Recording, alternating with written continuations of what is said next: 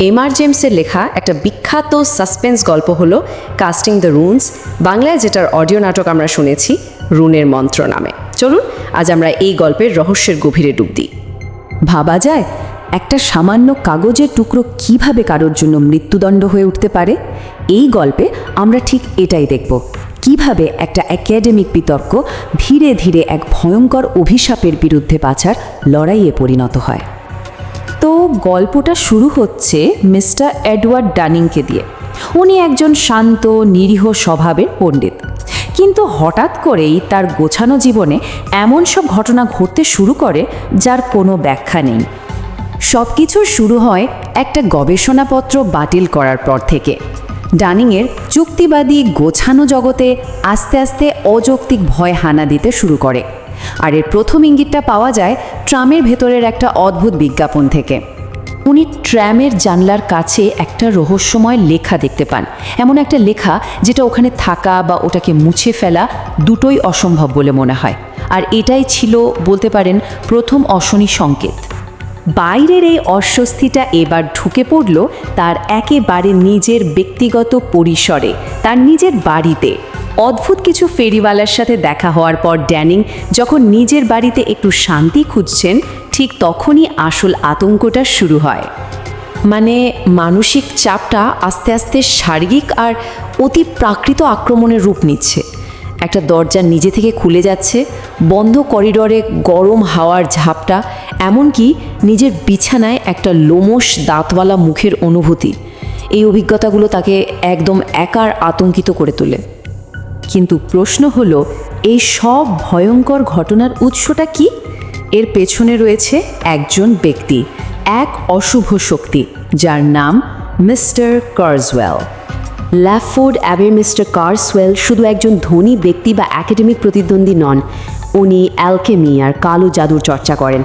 আর তার গবেষণাপত্রটা বাতিল করার জন্যই ড্যানিংয়ের ওপর প্রতিশোধ নিতে চান। তার নিষ্ঠুর আর ক্ষমাহীন স্বভাবের জন্য বেশ দুর্নামও আছে।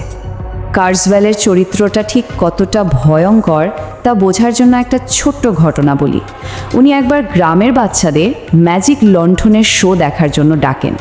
শো শুরু হয় রূপকথার গল্প দিয়ে, কিন্তু দেখতে দেখতে সেটা ভয়ঙ্কর সব দানব আর হিংস্রতার ছবিতে বদলে যায়। শেষে এমন একটা ছবি দেখানো হয় যা দেখে বাচ্চারা ভয়ে চিৎকার করে পালিয়ে যায়।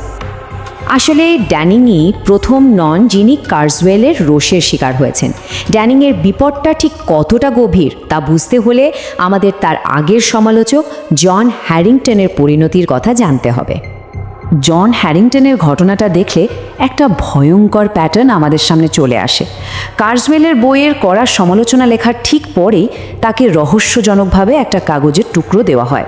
আর তার ঠিক 3 মাস পর 18ই সেপ্টেম্বর একটা গাছ থেকে পড়ে তার মৃত্যু হয়। এটা কোনো সাধারণ দুর্ঘটনা ছিল না। আচ্ছা, এইবার আসা যাক অভিশাপটা কিভাবে কাজ করে সেই দিকে। এর পদ্ধতিটা কি, আর কেনই বা এটা শিকারের জন্য এক দুর্ভেদ্য ফাঁদ হয়ে ওঠে? রুনের মন্ত্রের মূল ভিত্তিটাই হলো ওই অভিশপ্ত কাগজটা। কিছু রুনিক চিহ্ন লেখা একটা কাগজের টুকরো শিকারকে দেওয়া হয়, আর ওই কাগজটাই শিকারকে একটা অশুভ অতি প্রাকৃত শক্তির সঙ্গে জুড়ে দেয়, যা তাকে মৃত্যুর দিকে ঠেলে নিয়ে যায়। মানে কাগজটা হাতে পাওয়ার মুহূর্ত থেকেই কাউন্টডাউন শুরু হয়ে যায়। শিকারের হাতে সময় থাকে ঠিক 3 মাস, এর মধ্যেই তার ভয়াবহ দুর্ঘটনাটা ঘটবে। এই অভিশাপের কিছু নিয়ম আছে। শিকারকে একটা অদৃশ্য শক্তি ভয় দেখাতে থাকে, আর সময় যাওয়ার সাথে সাথে সেই ভয় বাড়তেই থাকে। অভিশাপ কাটানোর একটাই উপায়, কাগজটা যে দিয়েছে তাকে ফেরত দিতে হবে। আর সবচেয়ে কঠিন শর্ত হলো তাকে স্বেচ্ছায় সেটা গ্রহণ করতে হবে। সময় কিন্তু খুব দ্রুত ফুরিয়ে আসছিল। ডানিংয়ের শেষ দিন 23শে জুলাই প্রায় এসেই গেছে। তাই তিনি এক মরিয়া চেষ্টা করেন।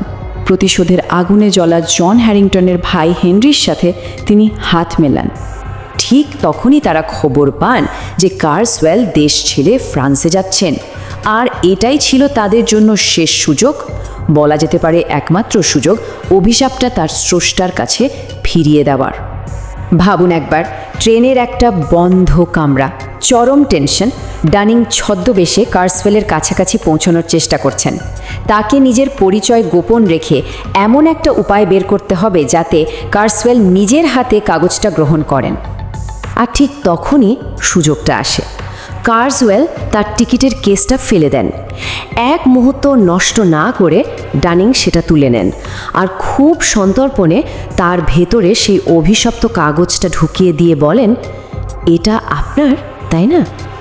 বাইরে থেকে দেখলে মনে হবে এটা একটা সাধারণ ভদ্রতা, কিন্তু এই সামান্য আদান প্রদানের মাধ্যমেই সেই অশুভ যোগটা আবার তার আসল মালিকের কাছে ফিরে যায়।